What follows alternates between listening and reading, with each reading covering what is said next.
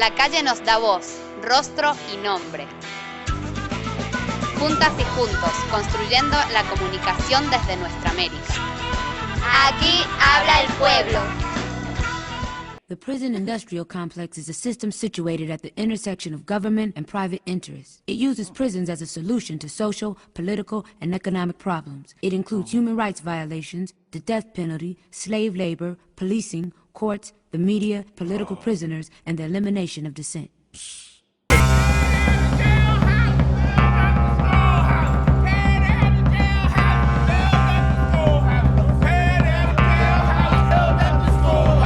It's been said that our children are our future. Well, the people that I've been around, we believe it's a little different. We believe that we are our children's future, because if we don't make a change, our children aren't going to have a future. So we have to do something different. The state of Pennsylvania is building 3 new prisons and expanding 9 others at a cost of $685 million at the same time as they're cutting the budgets for schools, for mental health services, for other social services.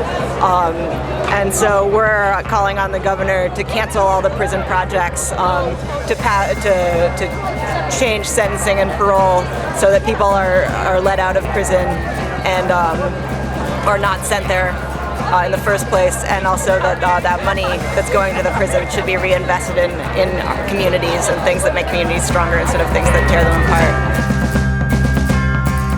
This is the office of International, which is the company one of the companies that got the contract to build 2 of the prisons are being built in the same location,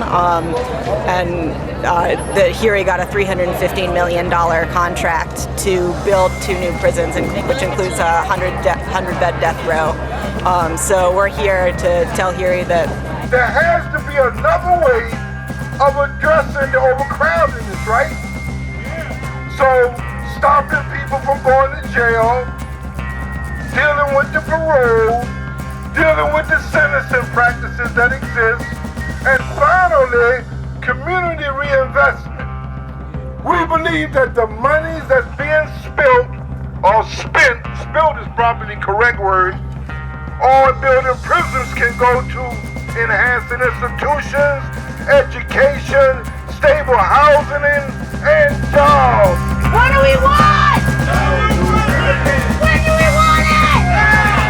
We're here specifically today in solidarity with the call put out in Oakland, inspired in many ways by Kevin Cooper. He's a prisoner on death row at San Quentin. And the call was for February 20th to be a National Occupy Day in support of prisoners. Or in other words, Occupy for prisoners. The reasons for this day of action are broad and far-reaching.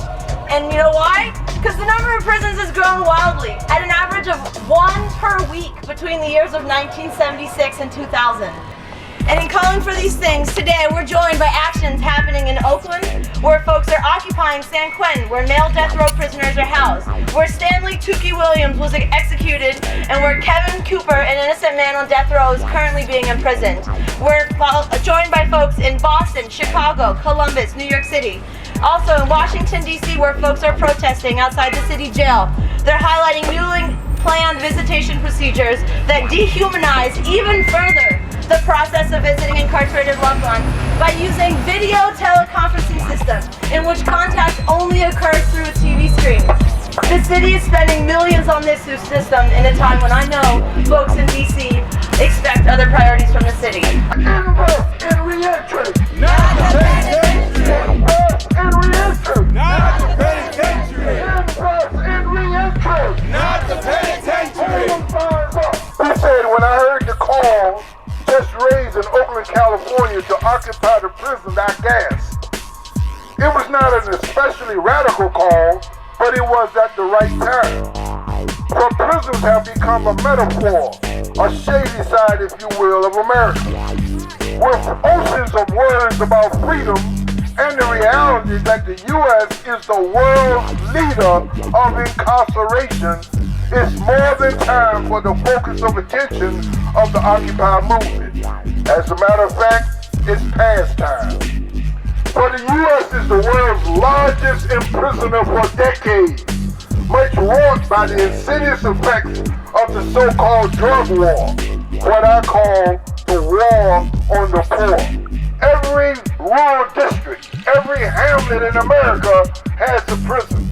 A place where the Constitution doesn't exist, and where slavery is all but legalized, and where there are prisons, there is torture, brutal beating, grave humiliation, perverse censorship, and even murder, all under a legal system that is blind as the statue which holds aloft the scale, her eyes covered by a frigid fold of cold.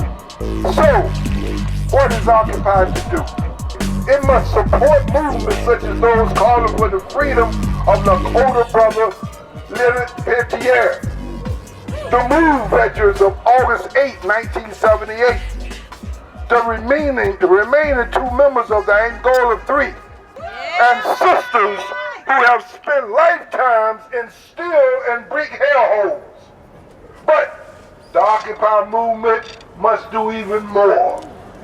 As this shifted the discussion and the paradigm on economic issues, it must turn the wheel of the so-called criminal justice system in America.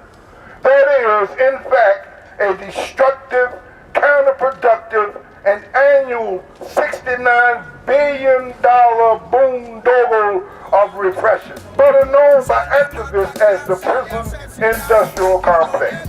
And he ends with, down with the prison industrial complex.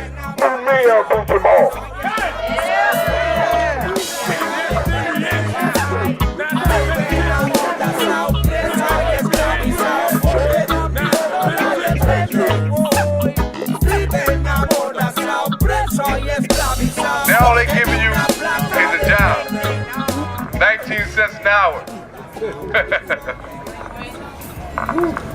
We're building in jails now. They're making clothing, sold out here in the street. They're making furniture, but they're not giving us anything that's going to help us when we get back out here. Governor Corbett is very much tied in with the people who are running for profit prisons. They're building 3 new prisons, 2 of them in Montgomery County, and some of them are going to be for profit. And you have to understand what a for-profit prison is. It means that the owner is going to make a profit on the labor of the prisoners. You know, so when they privatize, they're basically starting another form of slavery. Educate, Not incarcerate! educate, Not incarcerate! Here in Pennsylvania, we have to understand that Pennsylvania incarcerates more juveniles. It gives them life sentences than any other state in the union.